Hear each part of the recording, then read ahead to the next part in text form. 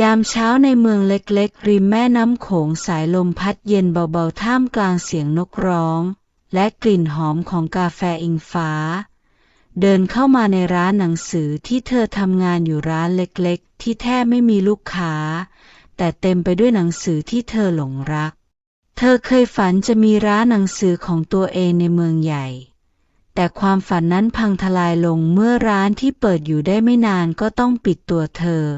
กลับมาบ้านเกิดพร้อมหัวใจที่เต็มไปด้วยความผิดหวังวันหนึ่งขณะที่เธอกำลังจัดชั้นหนังสือที่ไม่มีใครสนใจหญิงสาวคนหนึ่งเดินเข้ามาในร้านพร้อมกลิ่นหอมของขนมปังที่เธอถืออยู่หญิงสาวคนนี้คือน้ำค้างเจ้าของร้านเบเกอรี่ใกล้ๆฉันเห็นร้านนี้ทุกวันแต่เพิ่งมีโอกาสได้แวะเข้ามาน้ำค้างพูดพร้อมรอยยิ้มอิงฟ้ารู้สึกถึงพลังบางอย่างในน้ำเสียงที่เต็มไปด้วยความมั่นใจน้ำค้างหยิบหนังสือปรัชญาเล่มหนึ่งขึ้นมาอ่านปกครู่หนึ่งก่อนจะถามอิงฟ้าว่าคุณคิดว่าเราสามารถเริ่มต้นใหม่ได้อีกกี่ครั้งในชีวิตอิงฟ้าชะงักไปชั่วขณะคำถามนี้เหมือนจะตรงกับสิ่งที่เธอเผชิญอยู่เธอตอบอย่างไม่มั่นใจบางทีมันอาจจะไม่คุ้มที่จะเริ่มต้นใหม่ถ้าเรารู้ว่ามันอาจล้มเหลวอีกน้ำค้างหัวเราะเบาๆและกล่าวว่าฉันเคยล้มเหลวหลายครั้งเหมือนกันแต่ฉันคิดว่าทุกครั้งที่เริ่มต้นใหม่มันไม่ได้หมายความว่าเราจะต้องกลับไปที่เดิมมันแค่เป็นบทเรียนใหม่ที่ทำให้เราเดินไปข้างหน้าได้ดีกว่าเดิมหลังจากนั้นน้ำค้างเริ่มแวะมาที่ร้านบ่อยขึ้นทั้งสองพูดคุยเรื่องหนังสือเรื่องชีวิตและความฝันที่สูญหายน้ำค้างเล่าว่าเธอเองเคยล้มเหลวในความสัมพันธ์และธุรกิจครั้งแรกของเธอแต่เธอเลือกที่จะเปลี่ยนเส้นทางมาทำร้านเบเกอรี่ในเมืองเล็กอิงฟ้าเริ่มรู้สึกถึงความอบอุ่นบางอย่างในตัวน้ำค้างราวกับว่าเธอได้เจอใครบางคนที่เข้าใจความเจ็บปวดของเธอและพร้อมจะช่วยเธอมองหาหนทางใหม่ในเย็นวันหนึ่งน้ำค้างชวนอิงฟ้าไปเดินเล่นที่ตลาดเล็กๆใกล้ร้านน้ำค้างชี้ให้เห็นถึงสิ่งเล็กๆรอบตัวที่สวยงามเช่นแสงอาทิตย์ยามเย็นและรอยยิ้มของเด็กๆบางทีการเริ่มต้นใหม่อาจไม่ใช่เรื่องใหญ่โตอะไรแค่เรากล้าที่จะมองเห็นความสุขในสิ่งเล็กๆก่อนก็พออิงฟ้ายิ้มจางๆเธอไม่แน่ใจว่าตัวเองพร้อมจะเริ่มต้นใหม่หรือยังแต่สิ่งหนึ่งที่แน่นอนคือการเจอน้ำค้างทำให้เธอเริ่มมองเห็นแสงสว่างในชีวิตอีกครั้งเสียงกระดิ่งประตูร้านดังขึ้นน้ำค้างเดินเข้ามาพร้อมกระเช้าขนมที่เธออบเองนี่ฉันเอาขนมปังมาให้เป็นสูตรใหม่ลองชิมดูสิน้ำค้างวางกระเช้าลงบนเคาน์เตอร์อิงฟ้าส่งยิ้มจางๆตอบรับแม้ว่าการเจอกับน้ำค้างจะทำให้อิงฟ้ารู้สึกดีขึ้นบ้างแต่ในใจลึกๆเธอยังคงวงเวียนกับคำถามเดิมฉันพร้อมที่จะเริ่มต้นใหม่จริงหรือวันหนึ่งขณะที่อิงฟ้ากำลังจัดชั้นหนังสือเธอเจอกับหนังสือเล่มหนึ่งที่เคยเป็นแรงบันดาลใจในช่วงที่เธอเริ่มเปิดร้านครั้งแรกเธอหยิบมันขึ้นมาและพลิกดูหน้ากระดาษที่เต็มไปด้วยรอยขีดเขียนไฮไลท์คำว่าความล้มเหลวเป็นส่วนหนึ่งของเส้นทางความสำเร็จถูกเน้นด้วยปากกาสีแดงคำพวกนี้มันง่ายจะตายตอนอยู่ในหนังสือแต่พอมาอยู่ในชีวิตจริงมันไม่ง่ายเลยเธอพึมพำกับตัวเองในช่วงบ่ายน้ำค้างกลับมาที่ร้านอีกครั้งพร้อมกับใบประกาศเล็กๆในมือที่ชุมชนจะมีกิจกรรมเล่าเรื่องเพื่อสร้างแรงบันดาลใจคุณน่าจะลองไปดูนะแรงบันดาลใจอิงฟ้าขมวดคิ้วฉันไม่คิดว่าฉันเป็นคนที่เหมาะกับคำนี้ตอนนี้น้ำค้างหัวเราะเบาๆมันไม่ได้มีแค่คนที่ประสบความสำเร็จนะที่จะมาเล่าคนที่เคยล้มเหลวก็เล่าได้บางทีเรื่องของคุณอาจช่วยคนอื่นได้มากกว่าที่คุณคิดอิงฟ้าสายหน้า ฉันไม่เก่งเรื่องพูดต่อหน้าคนอื่นแล้วถ้าเรื่องที่ฉันเล่าไม่ได้สร้างแรงบันดาลใจให้ใครล่ะน้ำค้างวางมือบนไหล่ของเธอคุณไม่ต้องทำให้ทุกคนประทับใจก็ได้แค่เริ่มต้นเล็กๆด้วยการเปิดใจเล่าเรื่องของตัวเองมันอาจจะเป็นการเริ่มต้นใหม่ที่ง่ายที่สุดก็ได้อิงฟ้ารับใบประกาศมาและมองมันอยู่นานฉันควรลองดูไหมหรือฉันจะล้มเหลวอีกครั้งคำถามเดิมๆวนกลับมาอีกครั้งในคืนนั้นเธอนั่งมองใบประกาศที่วางบนโต๊ะขณะที่ลมเย็นพัดเข้ามาทางหน้าต่างเธอรู้สึกถึงความกดดันและความกลัวที่ยังคงอยู่เธอคิดถึงน้ำค้างและคำพูดของเธอเริ่มต้นเล็กๆด้วยการเปิดใจเล่าเรื่องของตัวเองเช้าวันต่อมาขณะที่เธอกำลังตัดสินใจว่าจะเข้าร่วมกิจกรรมหรือไม่น้ำค้างก็เดินมาหาอีกครั้งพร้อมรอยยิ้มที่ทำให้เธอรู้สึกอุ่นใจถ้าคุณไม่ไปฉันก็จะไม่ไปเหมือนกันน้ำค้างพูดเรียบๆคุณหมายความว่ายังไงฉันเองก็กลัวเหมือนกันฉันไม่ได้เก่งเรื่องพูดต่อหน้าคนอื่นหรอกแต่ฉันคิดว่าการลองทำอะไรที่เรากลัวอาจจะเป็นก้าวสำคัญในชีวิตของเราคำพูดของน้ำค้างกระตุ้นให้อิงฟ้าคิดเธอเริ่มรู้สึกว่าการลองเริ่มต้นใหม่อาจไม่ใช่สิ่งที่เป็นไปไม่ได้อย่างที่คิดในที่สุดอิงฟ้าตัดสินใจเข้าร่วมกิจกรรมเล่าเรื่องในชุมชนแม้จะยังมีความกลัวอยู่ในใจแต่เธอรู้ว่าเธอไม่ได้อยู่ลำพังน้ำค้างจะอยู่เคียงข้างเธอและนี่อาจเป็นก้าวแรกของการเริ่มต้นใหม่ที่แท้จริงกิจกรรมในชุมชนเริ่มต้นขึ้นในลานเล็กๆที่ล้อมรอบด้วยต้นไม้ใหญ่อิงฟ้ายืนอยู่ตรงมุมหนึ่งของลานมองดูผู้คนที่มาร่วมงานอย่างประหม่าขณะที่น้ำค้างเดินมาหาเธอพร้อมรอยยิ้มที่คุ้นเคยพร้อมหรือยังน้ำค้างถามอิงฟ้าส่ายหัวเบาๆยังไม่ค่อยพร้อมเท่าไหร่แต่ฉันมาถึงตรงนี้ได้ก็ถือว่ามากพอแล้วน้ำค้างหัวเราะไม่ต้องกังวลเดี๋ยวฉันจะอยู่ข้างๆคุณเองในระหว่างเตรียมกิจกรรมน้ำค้างช่วยอิงฟ้าจัดโต๊ะเก้าอี้และเตรียมอุปกรณ์สำหรับการเล่าเรื่องทั้งสองพูดคุยเรื่องเล็กๆน้อยๆน้ำค้างเล่าว่าเธอเองก็เคยรู้สึกประหม่าตอนที่ต้องพูดต่อหน้าคนอื่นครั้งแรกฉันเคยล้มลุกคลุกคลานกับการทำร้านเบเกอรี่ครั้งแรกน้ำค้างเล่า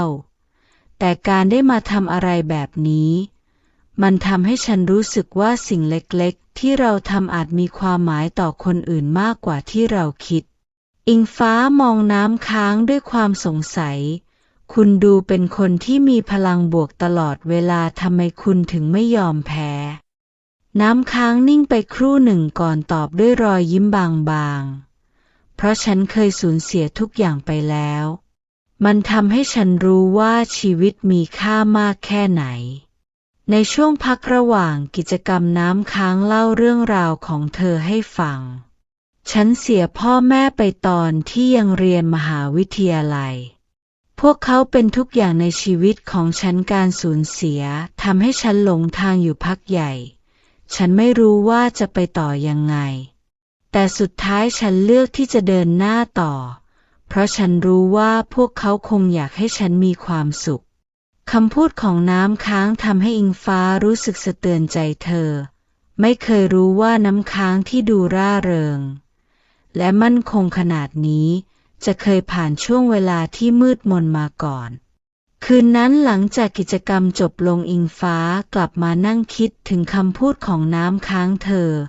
เริ่มตระหนักว่าเธอไม่ได้เป็นคนเดียวที่เผชิญกับความล้มเหลว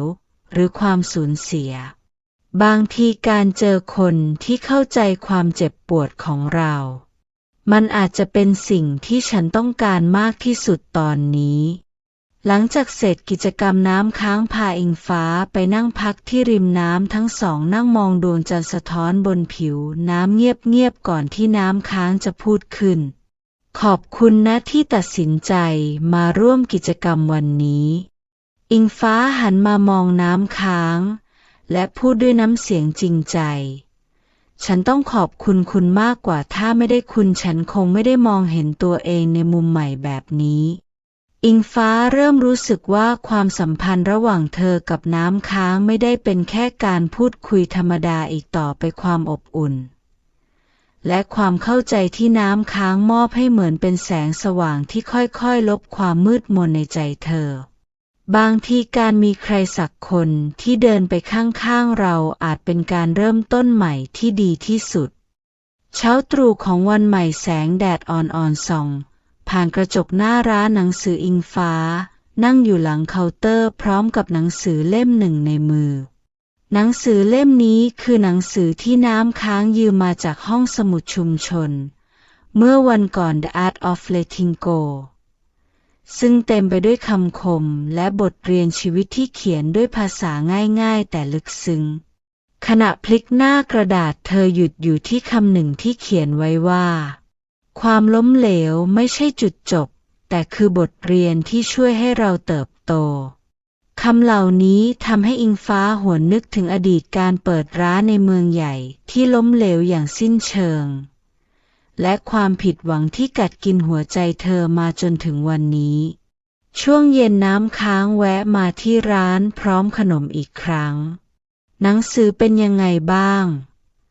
น้ำค้างถามพลางวางถุงขนมลงบนโต๊ะ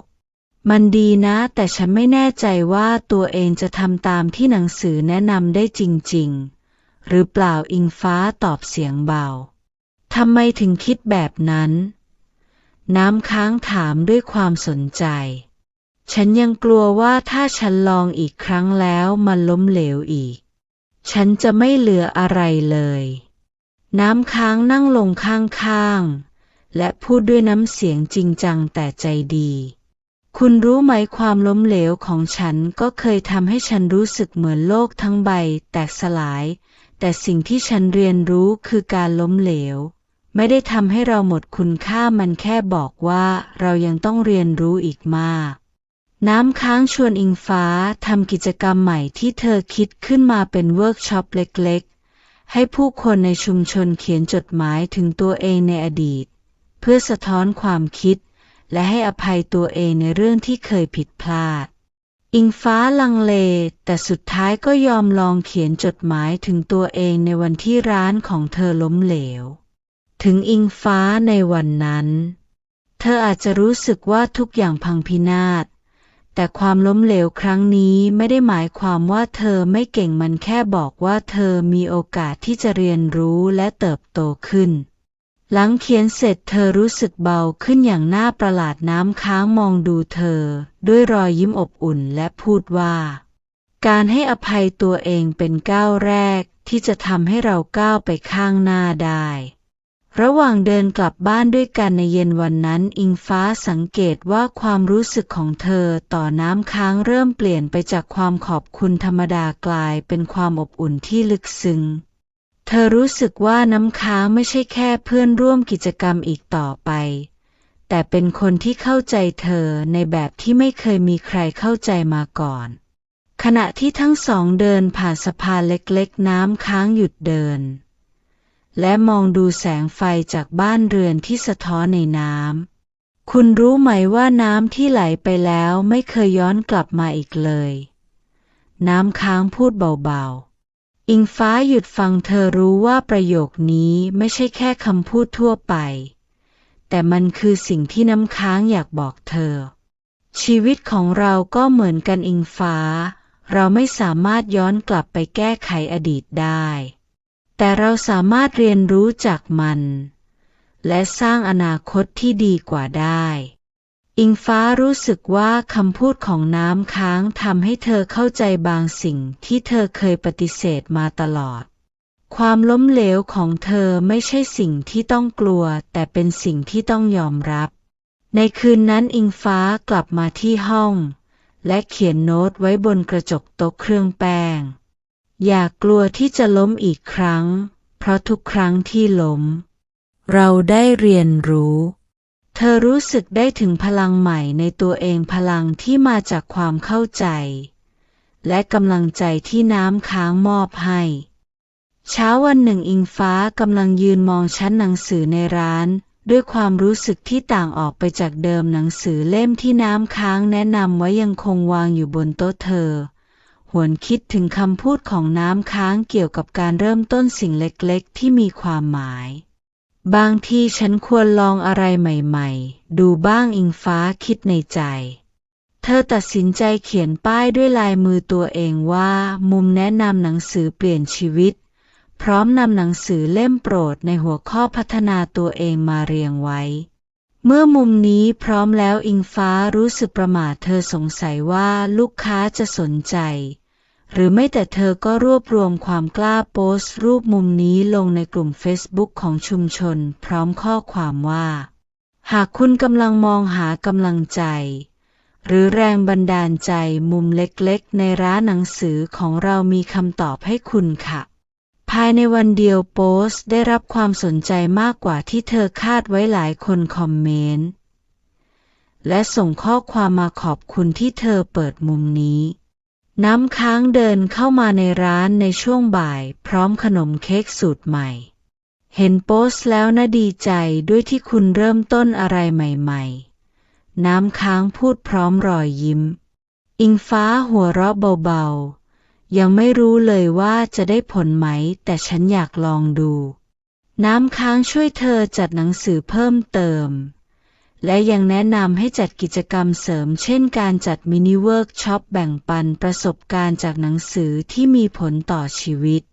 วันแรกของมุมหนังสือมีลูกค้าหญิงคนหนึ่งชื่อดาวมาหยิบหนังสือเล่มหนึ่งในมุมนี้เธอเล่าว่าเพิ่งผ่านการเลิกกับคู่รักมาและกำลังหาทางเริ่มต้นชีวิตใหม่ฉันไม่คิดเลยว่าการเดินเข้าร้านหนังสือวันนี้จะทำให้เจอสิ่งที่ฉันต้องการพอดีดาวพูดด้วยความตื้นตันคำพูดของดาวทำให้อิงฟ้ารู้สึกอบอุ่นใจและตระหนักว่าความตั้งใจเล็กๆของเธออาจสร้างผลกระทบที่ยิ่งใหญ่ต่อชีวิตของคนอื่นในคืนนั้นอิงฟ้ากลับบ้านด้วยความรู้สึกที่แตกต่างเธอไม่เคยรู้สึกว่าตัวเองมีคุณค่าขนาดนี้มาก่อนความสำเร็จเล็กๆในวันนี้ทำให้เธอมั่นใจขึ้นเธอหยิบโทรศัพท์ขึ้นมาส่งข้อความหาน้ำค้างขอบคุณนะที่ช่วยผลักดันฉันให้เริ่มต้นใหม่ฉันคิดว่าฉันอาจจะมาถูกทางแล้วน้ำค้างตอบกลับมาพร้อมอีโมจิรอยยิ้มและข้อความว่าฉันแค่เชื่อในคุณแล้วคุณก็ทำได้ดีมากจริงๆวันต่อมาน้ำค้างมาหาอิงฟ้าพร้อมเสนอความช่วยเหลือเพิ่มเติมเช่นการทำป้ายหรือช่วยโปรโมทมุมนี้ในร้านของเธอเองทั้งสองเริ่มทำงานร่วมกันมากขึ้นและความสัมพันธ์ก็พัฒนาไปในทางที่ลึกซึ้งโดยไม่ได้ตั้งใจ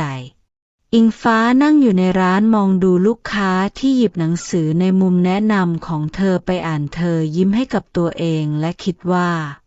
บางครั้งการเริ่มต้นใหม่ไม่จำเป็นต้องใหญ่โตแค่เริ่มจากสิ่งเล็กๆที่เรารักก็เพียงพอแล้วเธอหันไปมองน้ำค้างที่ยืนช่วยจัดหนังสืออยู่ตรงมุมหนึ่งความอบอุ่นในใจเธอเริ่มชัดเจนขึ้นทีละน้อยอิงฟ้าเริ่มได้รับคำชมจากลูกค้าเกี่ยวกับมุมหนังสือแนะนำบางคนถึงกับบอกว่ามันเป็นมุมที่เปลี่ยนชีวิตพวกเขาน้ำค้างเห็นอิงฟ้ายิ้มอย่างภูมิใจบ่อยขึ้นเธอจึงเสนอไอเดียเพิ่มเติมคุณเคยคิดจะทำเป็นกิจกรรมประจำเดือนเช่นเปิดกลุ่มอ่านหนังสือแล้วแชร์มุมมองกันไหมอิงฟ้ามองน้ำค้างอย่างลังเลฉันไม่เคยนำกลุ่มอะไรแบบนั้นมาก่อนน้ำค้างยิ้มพร้อมพูดว่าฉันช่วยคุณได้เราทำด้วยกันไงทั้งสองเริ่มวางแผนงานใหม่โดยน้ำค้างช่วยจัดการเรื่องการประชาสัมพันธ์และสร้างความสัมพันธ์กับผู้เข้าร่วมกิจกรรมขณะที่อิงฟ้ารับหน้าที่ดูแลการเลือกหนังสือและดำเนินกิจกรรมหลังจากวุ่นวายกับการวางแผนโครงการใหม่น้ำค้างเสนอให้อิงฟ้าไปพักผ่อน พรุ่งนี้เป็นวันหยุดคุณอยากออกไปไหนไหมไปเที่ยวตลาดเช้าด้วยกันไหมอิงฟ้ารู้สึกประหลาดใจเล็กน้อยเพราะเธอไม่ค่อยมีใครชวนออกไปข้างนอกบ่อยนักแต่เธอก็ตกลงเช้าวันถัดมาทั้งสองเดินเล่นในตลาดเช้าที่เต็มไปด้วยร้านขายอาหารพื้นเมืองดอกไม้และของใช้ในครัวเรือนน้ำค้างแวะซื้อของไปทำเบเกอรี่ที่ร้านส่วนอิงฟ้าก็เดินตามด้วยความรู้สึกเพลิดเพลินคุณเคยลองทำขนมไหมน้ำค้างถามขณะเลือกผลไม้ไม่เคยเลยฉันค่อนข้างซุ่มซ่ามอิงฟ้าหัวเราะเบาๆงั้นไว้วันหลังมาที่ร้านฉันจะสอนคุณเองความเป็นกันเองของน้ำค้างทำให้อิงฟ้ารู้สึกสบายใจขึ้นเธอเริ่มเปิดใจ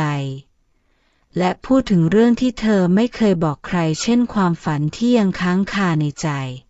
หลังเดินตลาดเสร็จทั้งสองแวะนั่งพักในสวนเล็กๆใกล้แม่น้ำค้างยื่นขนมให้กับอิงฟ้าพร้อมพูดว่าฉันคิดว่าคุณเริ่มเปลี่ยนไปแล้วนะคุณดูสดใสขึ้นอิงฟ้าหยุดคิดสักพักก่อนตอบอาจเป็นเพราะฉันไม่เคยคิดว่าตัวเองจะเริ่มต้นใหม่ได้จนได้เจอคุณน้ำค้างยิ้มแต่เปลี่ยนเรื่องเบาๆแล้วตอนนี้คุณคิดถึงอะไรเป็นเป้าหมายต่อไปอิงฟ้าหันไปมองแม่น้ำเธอตอบด้วยน้ำเสียงจริงจังฉันอยากทำให้ร้านนี้ไม่ใช่แค่ร้านหนังสือแต่อยากให้มันเป็นสถานที่ที่ผู้คนมาหาแรงบันดาลใจน้ำค้างพยักหน้าฉันจะช่วยคุณเท่าที่ทำได้ระหว่างเดินกลับจากตลาดน้ำค้างเห็นอิงฟ้าสะดุดพื้นหินเธอรีบจับแขนอิงฟ้าเพื่อพยุงไว้ทันคุณนี่ซุ่มซ่ามจริงๆน้ำค้างพูดพลางหัวเราะอิงฟ้ารู้สึกถึงความอบอุ่นในมือของน้ำค้าง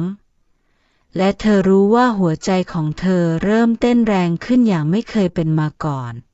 ในเย็นวันเดียวกันน้ำค้างกลับมาที่ร้านเบเกอรี่ของตัวเองขณะที่อิงฟ้านั่งมองข้อความในโทรศัพท์น้ำค้างส่งข้อความมาว่าวันนี้สนุกมากนะฉันอยากไปเที่ยวแบบนี้กับคุณอีกอิงฟ้ารู้สึกหัวใจพองโตเธอพิมพ์ตอบกลับไปว่าฉันก็สนุกเหมือนกันขอบคุณที่ทำให้ฉันรู้ว่าการพักผ่อนและการได้อยู่กับใครบางคนมันดีแค่ไหนเธอวางโทรศัพท์ลงและรู้สึกว่าชีวิตเธอเริ่มมีสีสันและความหมายมากขึ้นทุกวันช่วงนี้อิงฟ้าและน้ำค้างเริ่มใช้เวลาร่วมกันมากขึ้นทั้งในร้านหนังสือและนอกเวลาน้ำค้างมักแวะมาช่วยอิงฟ้าที่ร้านและบางครั้งก็พาอิงฟ้าไปลองขนมสูตรใหม่ที่ร้านของเธอเองความสัมพันธ์ของทั้งสองเริ่มกลายเป็นที่สังเกตของคนในชุมชนวันหนึ่งอิงฟ้าเดินเข้ามาในร้านหลังจากไปตลาด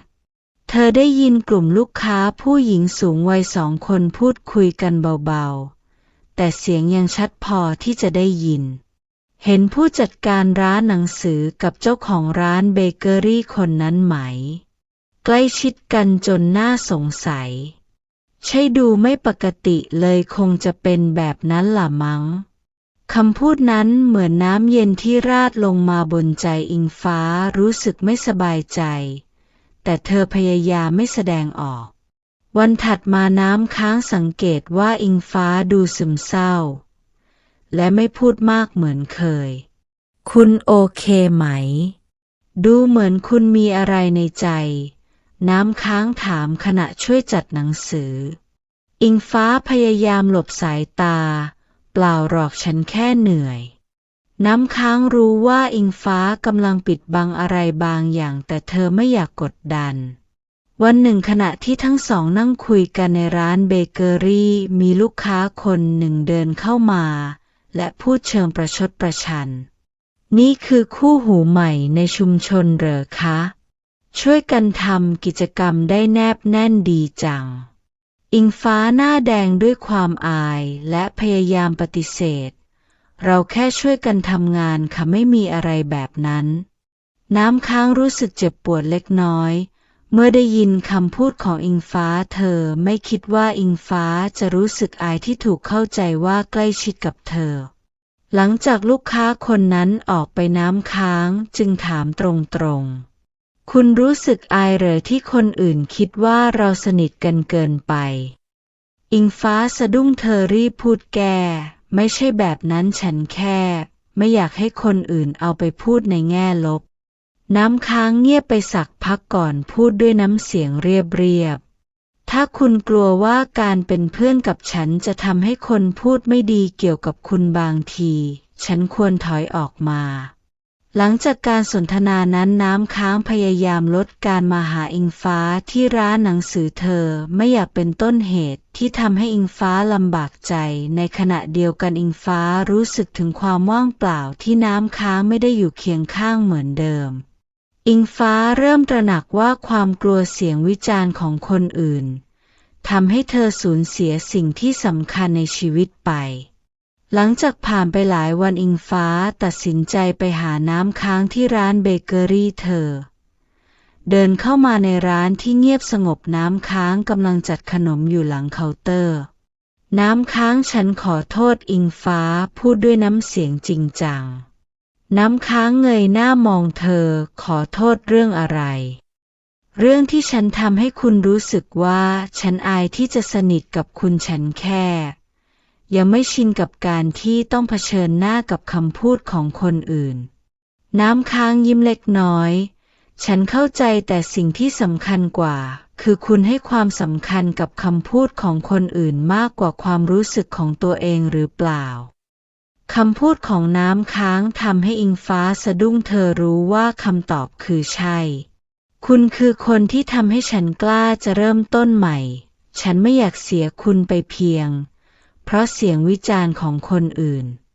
น้ำค้างยิ้มและพูดว่าฉันไม่เคยคิดจะไปจากคุณเพียงแค่ฉันอยากให้คุณมั่นใจในตัวเองมากกว่านี้ทั้งสองปรับความเข้าใจกันได้อิงฟ้าตัดสินใจเผชิญหน้ากับคำวิจารณ์ของชุมชนด้วยความมั่นใจมากขึ้นเธอเริ่มคิดได้ว่าความสุขและความสัมพันธ์ที่มีค่ามากกว่าเสียงของคนอื่นน้ำค้างจับมืออิงฟ้าเบาๆพร้อมพูดว่าเราเดินไปด้วยกันนะไม่ว่าจะเกิดอะไรขึ้นอิงฟ้ายิ้มและพยักหน้าความสัมพันธ์ของทั้งสองแนบแน่นขึ้นอีกขั้นวันหนึ่งขณะที่อิงฟ้ากำลังจัดหนังสือในร้านพี่ชายของเธออนันต์ได้เดินเข้ามาโดยไม่บอกล่วงหน้าเขาแต่งตัวเรียบหรูและดูไม่เข้ากับบรรยากาศของเมืองเล็กพี่มาได้ยังไงอิงฟ้าถามด้วยความแปลกใจแม่ให้พี่มาดูเธอไงจะปล่อยให้เธออยู่ที่นี่นานแค่ไหนกันพี่มาคุยเรื่องอนาคตของเธออนันต์เริ่มพูดถึงความกังวลของแม่ที่เห็นอิงฟ้าทิ้งโอกาสในเมืองใหญ่ไปทำงานในเมืองเล็กที่ไม่มีอนาคตแม่อยากให้เธอกลับไปเปิดร้านที่กรุงเทพอีกครั้งหรือลองหางานที่มั่นคงกว่านี้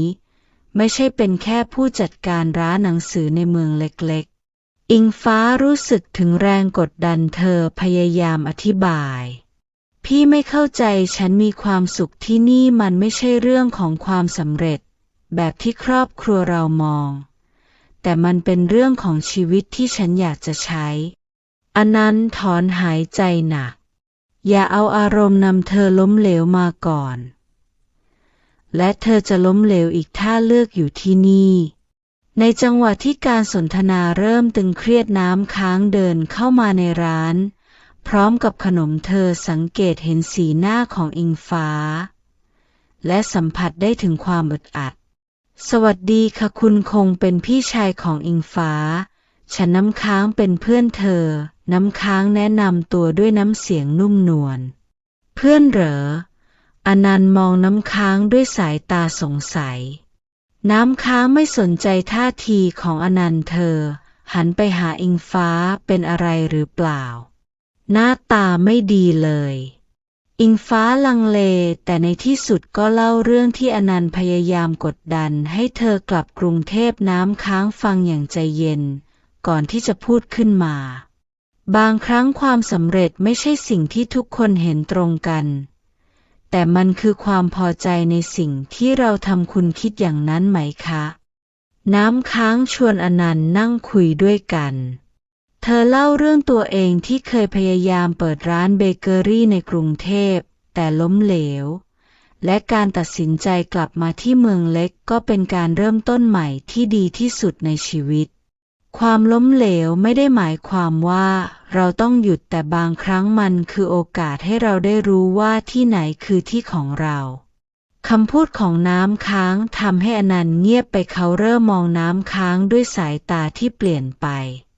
หลังจากอนันต์กลับไปอิงฟ้ารู้สึกโล่งใจ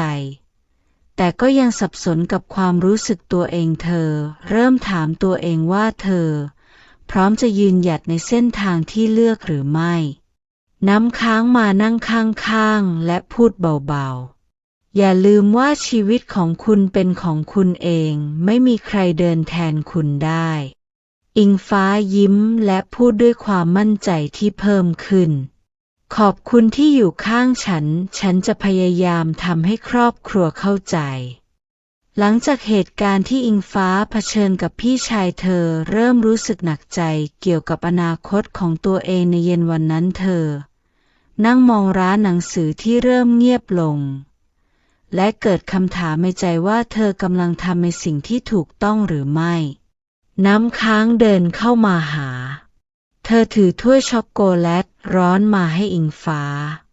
นี่ค่ะช็อกโกแลตร้อนเพิ่มพลังงานอย่ามัวแต่คิดมากจนลืมดูแลตัวเองนะอิงฟ้ายิ้มบางๆและพูดออกมาน้ำค้าฉันรู้สึกเหมือนกำลังหลงทางอีกแล้วฉันไม่มั่นใจว่าฉันกำลังทำสิ่งที่ถูกต้องจริงๆหรือเปล่าน้ำค้างนั่งลงข้างๆเธอจับมืออิงฟ้าเบาๆและพูดด้วยน้ำเสียงที่อ่อนโยน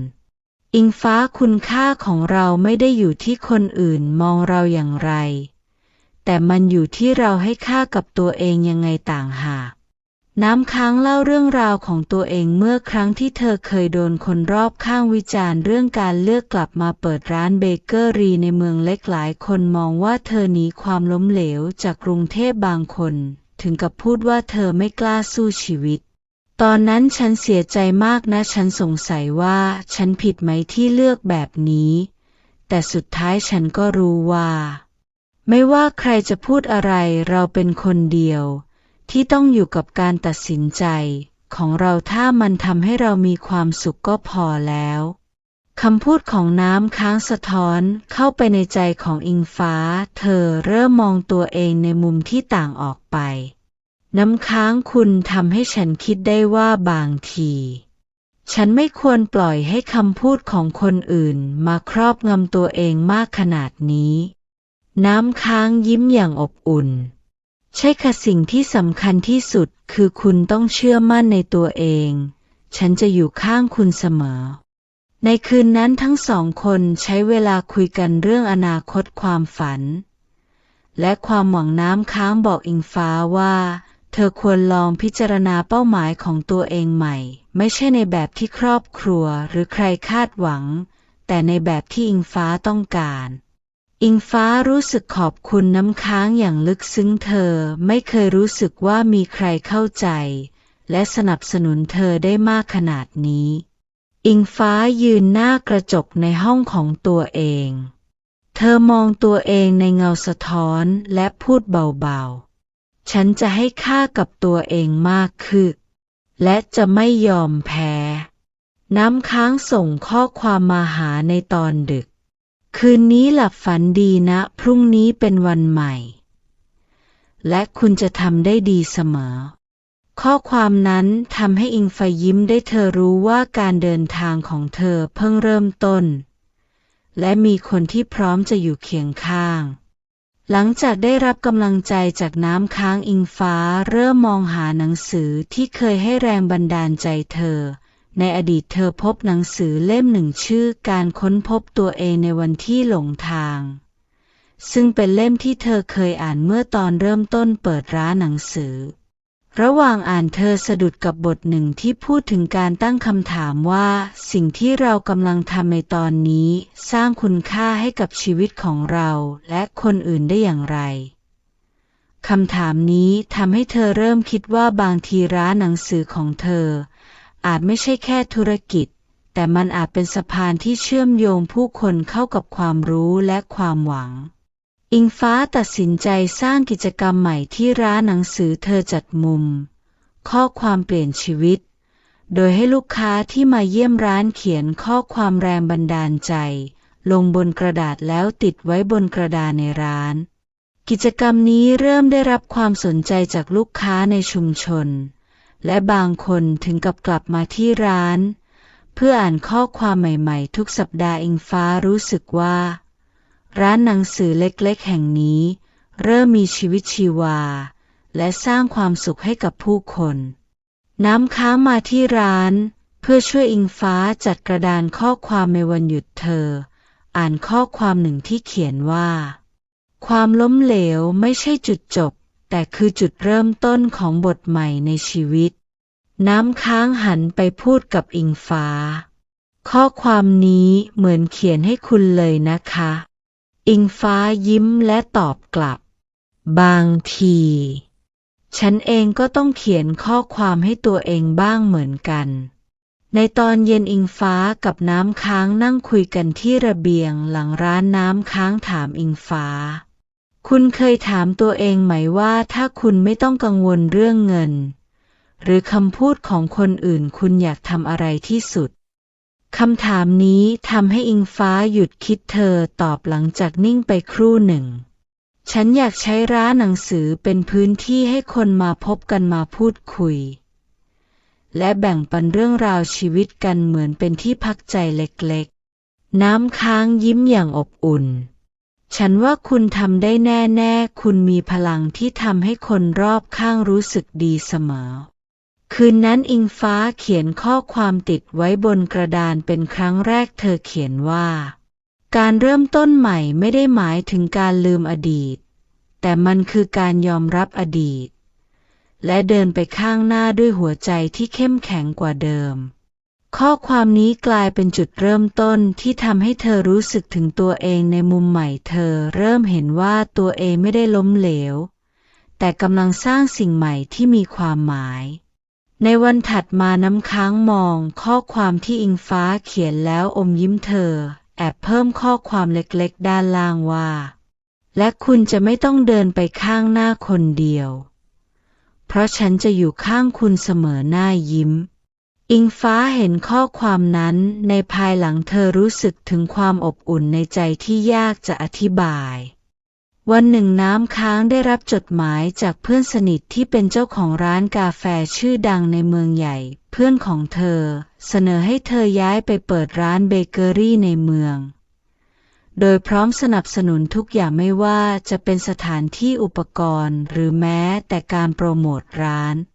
นี่เป็นโอกาสที่หาไม่ได้ง่ายๆนะเพื่อนเธอบอกในโทรศัพท์น้ำค้างรู้สึกตื่นเต้นกับโอกาสนี้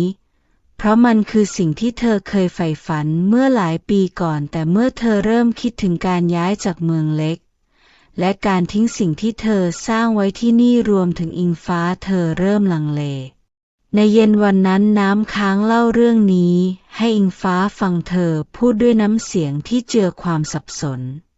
มันเป็นโอกาสที่ดีมากแต่ฉันก็ไม่รู้ว่าฉันพร้อมจะทิ้งทุกอย่างที่นี่ไปหรือเปล่าอิงฟ้ารู้สึกจุกในอกเธอไม่อยากให้น้ำค้างไปแต่ก็ไม่อยากฉุดรั้งความฝันของเธอน้ำค้างฉันคิดว่าคุณควรเลือกสิ่งที่ทำให้คุณมีความสุขที่สุดไม่ว่าคุณจะตัดสินใจยังไงฉันจะสนับสนุนคุณเสมอ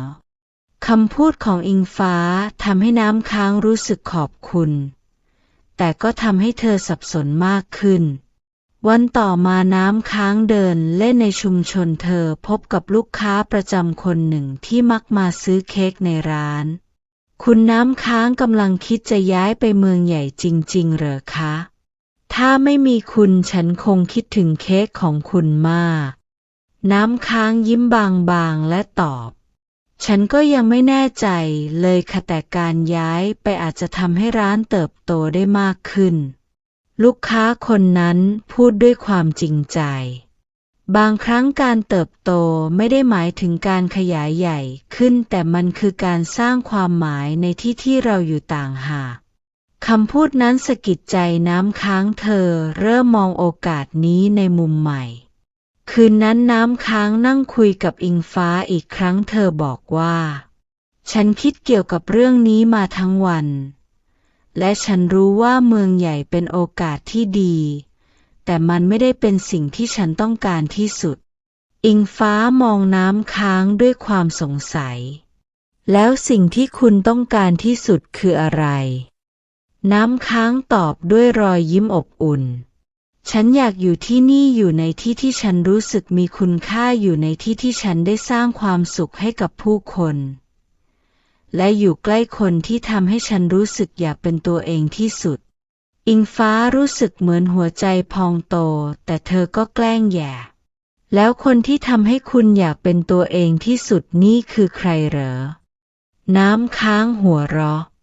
คุณไม่รู้จริงๆเหรอน้ำค้างตัดสินใจปฏิเสธข้อเสนอจากเพื่อนเธอเริ่มวางแผนปรับปรุงร้านเบเกอรี่ของเธอให้ดีขึ้น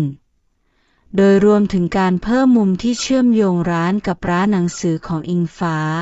เช่นการจัดกิจกรรมเสวนาเกี่ยวกับหนังสือในร้านของเธออิงฟ้ารู้สึกดีใจอย่างบอกไม่ถูกเธอช่วยน้ำค้างคิดไอเดียใหม่ๆและทั้งสองคนเริ่มวางแผนอนาคตร่วมกันหลังจากผ่านเรื่องราวมากมายอิงฟ้ากับน้ำค้างเริ่มใช้เวลาร่วมกันในแต่ละวันโดยไม่ต้องการความพิเศษเพียงการนั่งพูดคุยในตอนเย็นมองดูพระอาทิตย์ตกริมแม่น้ำทั้งสองพบว่าความสุขไม่ได้มาจากการพยายามเปลี่ยนแปลงโลกแต่จากการยอมรับและสร้างคุณค่าให้ตัวเองในปัจจุบันน้ำค้างยิ้มบางๆขณะดูอิงฟ้าอ่านหนังสือเล่มหนึ่งในร้านดูเหมือนเธอจะชอบเล่มนั้นมากนะอิงฟ้าพยักหน้าใช่เป็นหนังสือที่พูดถึงการปล่อยวางสิ่งที่เราไม่สามารถควบคุมได้มันเหมือนกับชีวิตเราสองคนที่ไม่ได้สมบูรณ์แบบแต่เราก็อยู่กับมันได้เย็นวันหนึ่งหลังจากปิดร้านน้ำค้างชวนอิงฟ้าไปเดินเล่นริมแม่น้ำทั้งสองพูดคุยถึงอดีตและอนาคตเธอเคยคิดไหมว่าถ้าวันนั้นเราเลือกอีกทางชีวิตเราจะเป็นยังไงอิงฟ้าถามขณะมองน้ำค้างที่กำลังยิ้มให้ดวงจันทร์น้ำค้างคิดอยู่ครู่หนึ่งก่อนตอบเคยนะแต่สุดท้ายฉันก็รู้ว่าถ้าเรามัวแต่คิดถึงทางที่ไม่ได้เลือกเราจะมองไม่เห็นทางที่อยู่ตรงหน้าอิงฟ้าหัวเราะเบาๆเธอพูดเหมือนปรัชญาอีกแล้วก็ชีวิตมันคือปรัชญาเล็กๆนี่นาอิงฟ้าตัดสินใจพูดในสิ่งที่เธอเก็บไว้มาตลอดน้ำค้างฉันอยากขอบคุณเธอขอบคุณเรื่องอะไรเหรอขอบคุณที่ทำให้ฉันมองเห็นตัวเองในแบบที่ดีกว่าที่ฉันเคยคิดฉันเคยกลัวความล้มเหลวมากจนไม่กล้าก้าวไปไหนแต่เธอทำให้ฉันรู้ว่าไม่เป็นไรถ้าเราจะล้มอีกครั้ง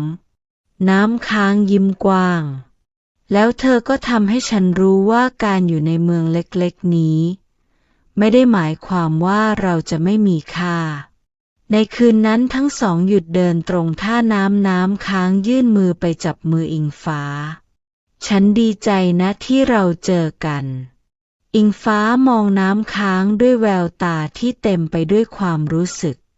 ฉันก็เหมือนกันบางทีฉันอาจจะไม่ต้องการอะไรอีกแล้วถ้าฉันมีเธออยู่ข้างๆอิงฟ้าตัดสินใจกลับไปเยี่ยมครอบครัวในกรุงเทพเป็นครั้งแรกในรอบหลายเดือนพร้อมน้ำค้างแม้เธอจะยังรู้สึกกดดันแต่เธอเชื่อว่าความสัมพันธ์ที่เธอสร้างกับน้ำค้างนั้นมีค่าพอที่จะปกป้องและแสดงให้ครอบครัวเห็นน้ำค้างรับรู้ถึงความกังวลในแววตาของอิงฟ้าถ้าเธอไม่พร้อมฉันจะรอไม่ต้องรอแล้วล่ะอิงฟ้าจับมือน้ำค้างแน่นฉันอยากให้พวกเขาเห็นว่าชีวิตฉันดีขึ้นเพราะอะไรเมื่อถึงบ้านครอบครัวของอิงฟ้าดูตกใจเล็กน้อยที่เธอพาเพื่อนมาด้วยแต่ยังคงต้อนรับอย่างสุภาพ แม่ของอิงฟ้าถามด้วยน้ำเสียงห่วงใยเป็นยังไงบ้างลูกยังอยากกลับมาเปิดร้านในกรุงเทพไหมอิงฟ้ายิ้มบางๆไม่แล้วค่ะหนูคิดว่าตอนนี้หนูเจอที่เหมาะสมกับตัวเองแล้ว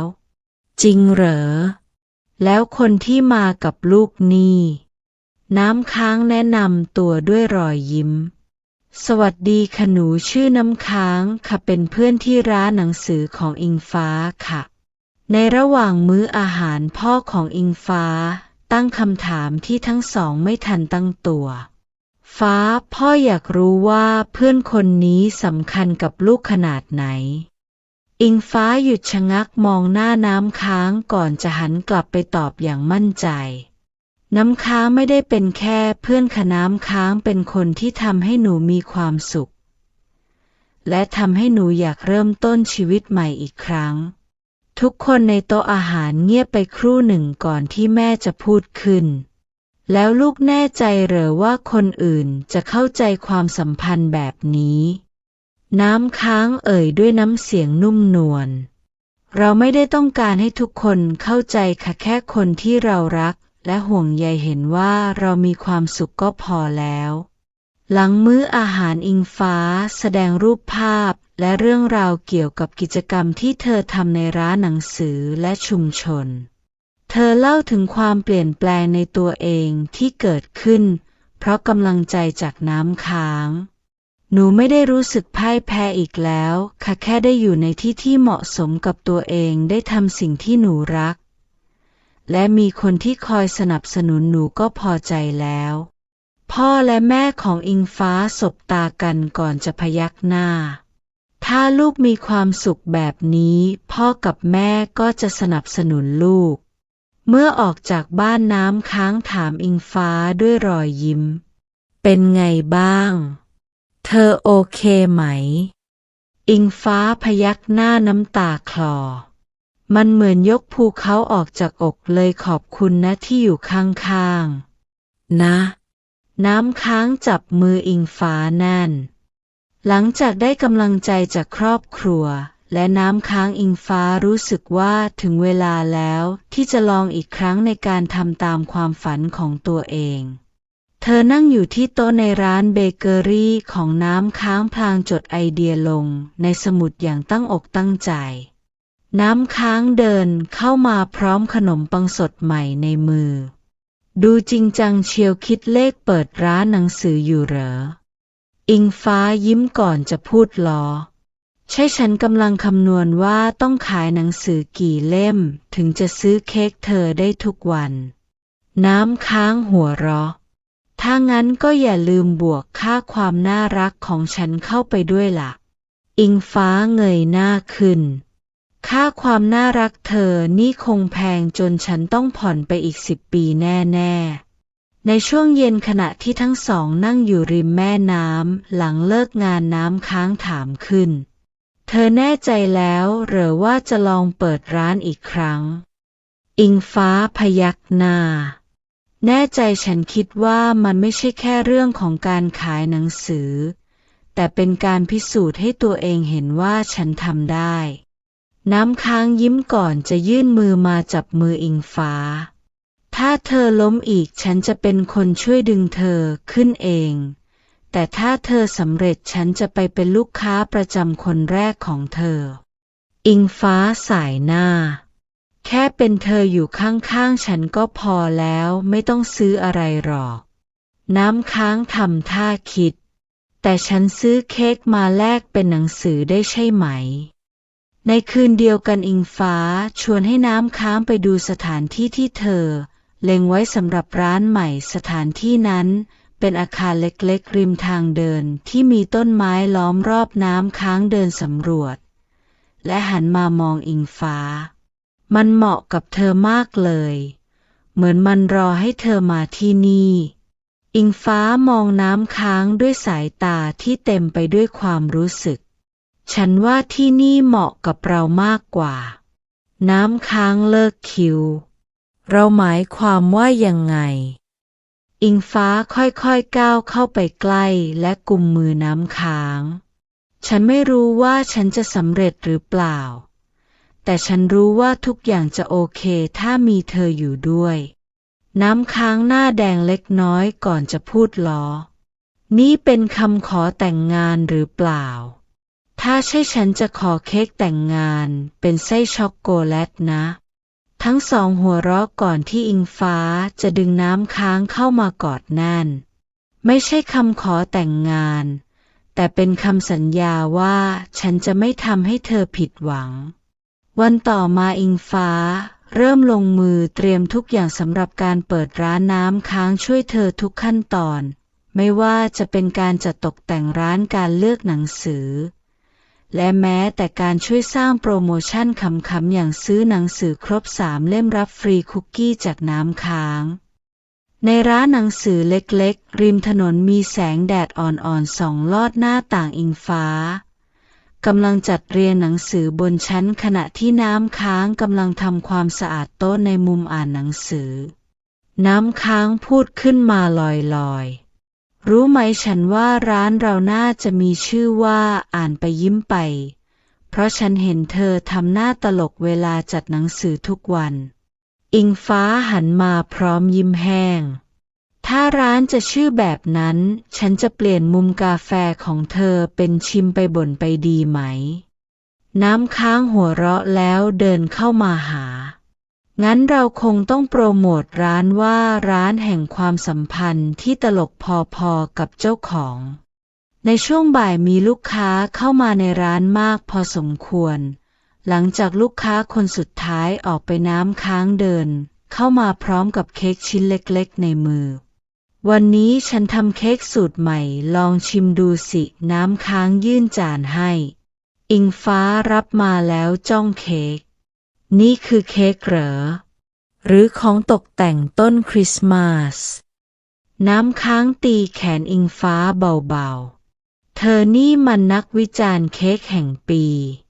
อิงฟ้าหัวเราะแล้วลองชิมคำแรกสีหน้าเธอเปลี่ยนไปทันทีน้ำค้างยืนลุ้น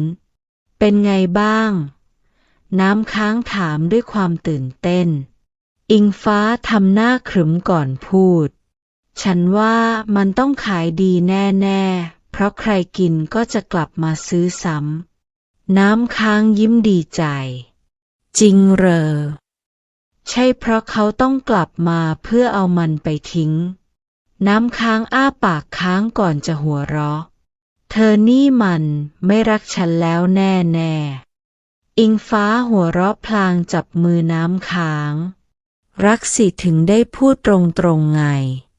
หลังจากจัดร้านเสร็จในช่วงเย็นอิงฟ้าพาน้ำค้างไปนั่งพักที่ม้านั่งหน้าร้านลมเย็นๆพัดมาเบาๆน้ำค้างเอนหัวพิงไหล่อิงฟ้ารู้ไหมฉันไม่เคยคิดเลยว่าชีวิตจะเรียบง่ายและมีความสุขแบบนี้ได้อิงฟ้ากุมมือน้ำค้างไว้แน่นความสุขไม่ได้ขึ้นอยู่กับที่ไหนหรอกแต่มันขึ้นอยู่กับว่าเราอยู่กับใครน้ำค้างเงยหน้ามองพูดแบบนี้เพราะกลัวฉันย้ายไปที่อื่นใช่ไหมอิงฟ้าสายหน้าไม่ใช่ฉันแค่บอกเธอว่าฉันไม่ต้องการอยู่ที่ไหนเลยถ้าไม่มีเธออยู่ด้วยน้ำค้างหน้าแดงก่อนจะหัวเราะเธอนี่มันทำฉันเขินเก่งจริงๆหลังจากคำพูดนั้นทั้งคู่หัวเราะและมองพระอาทิตย์ที่ค่อยๆลับขอบฟ้าไปน้ำค้างพูดปิดท้ายถ้าเราจะเขียนหนังสือสักเล่มฉันอยากให้ชื่อว่าความสุขที่สร้างขึ้นเองเพราะมันคือสิ่งที่เราได้ทำร่วมกันอิงฟ้ายิ้มแล้วฉันจะเขียนชื่อตัวเองในหน้าปกว่าเขียนโดยคนที่มีความสุขที่สุดในโลกน้ำค้างหัวเราะเสียงดังแล้วกระซิบฉันก็เหมือนกัน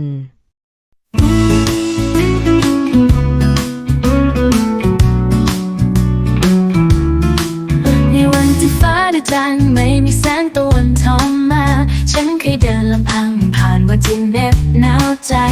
แต่ละเธอเข้ามาเหมือนสายลมพัดเปลี่ยนเวลา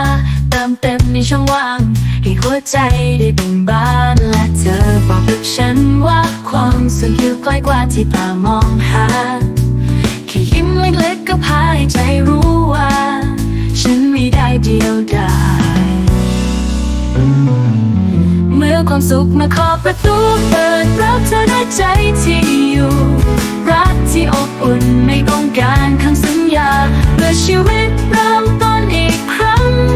มันไม่สำคัญว่าเคยล้มมาเพราะเธอคือเหตุผลที่ฉันได้เดินต่อไป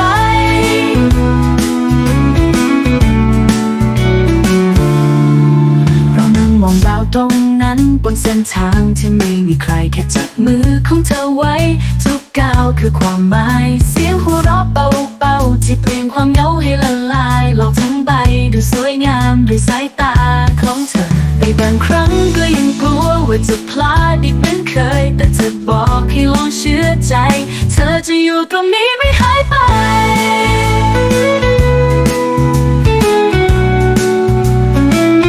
เมื่อความสุขมาเคาะประตูเปิดรับเธอด้วยใจที่อยู่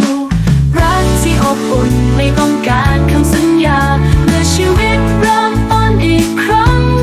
มันไม่สำคัญว่าเคยล้มมาเพราะเธอคือเหตุผลที่ฉันได้เดินต่อไปในบางครั้งก็ยังกลัวว่าจะพลาดอีกเหมือนเคยแต่เธอบอกให้ลองเชื่อใจเธอจะอยู่ตรงนี้ไม่หายไปเมื่อความสุขมาเคาะประตูเปิดรับเธอด้วยใจที่อยู่รักที่อบอุ่นไม่ต้องการคำสัญญา